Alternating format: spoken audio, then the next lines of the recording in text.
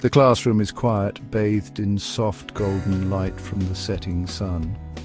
Desks are neatly arranged, papers scattered across them as students finish their work. At the front of the class, Mr. Dawson stands by the whiteboard, discussing Wuthering Heights.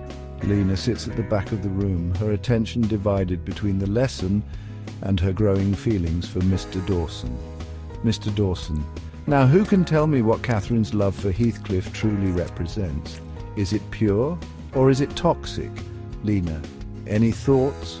I think it's toxic, but at the same time it's kind of all-consuming. They both can't live without each other even though it's hurting them. Mr. Dawson, very insightful, Lena. Exactly, it's an obsessive love, one that's destructive, yet they can't escape it. That's the tragedy of it.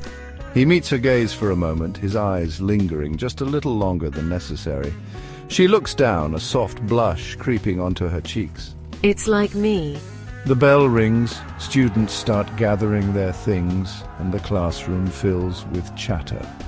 Lena stays in her seat, staring at the notebook in front of her, her mind drifting.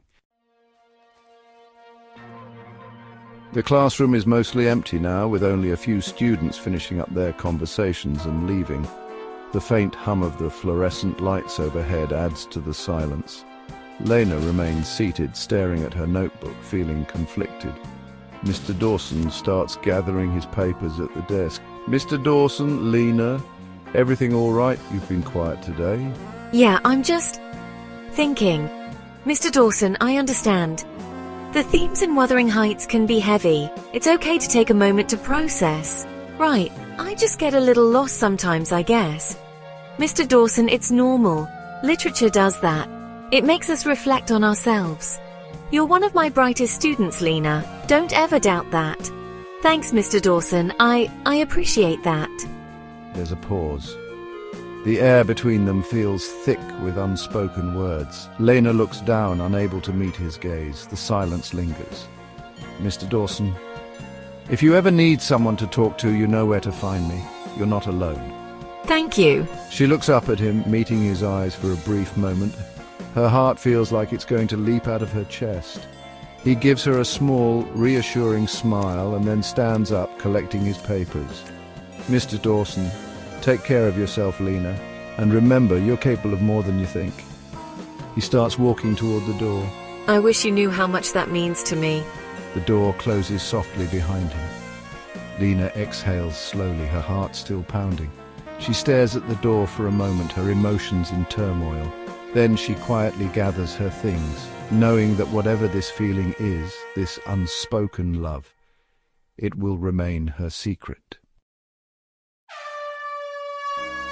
The classroom feels the same as it always does. Students are talking, laughing, settling into their seats.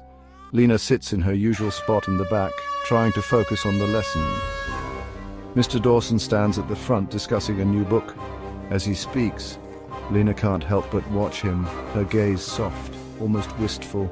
Mr. Dawson, sometimes the most meaningful connections in life are the ones we never voice aloud. But that doesn't make them any less real. Lena's breath catches in her throat. She feels as though the words are directed at her, though she knows they aren't. Her feelings, her unspoken affection for him are her own. But in this moment it feels like a shared secret. The classroom is empty again, the noise of departing students fading away. Lena packs her bag slowly, not ready to leave. Mr. Dawson is at his desk, sorting papers. Mr. Dawson, I'll see you tomorrow. Mr. Dawson? Yes, see you tomorrow, Lena. Take care. She stands still for a moment, the weight of her feelings pressing against her chest. She wants to say more, to tell him how much he means to her, but the words are trapped inside. With a heavy heart, she walks to the door and stops just before leaving. She looks back at him one last time. Maybe it's enough just to love you from afar. The door clicks shut behind her and she walks down the hallway, her steps echoing in the quiet space. The story of her one-sided love continues, a silent affair in the confines of her heart.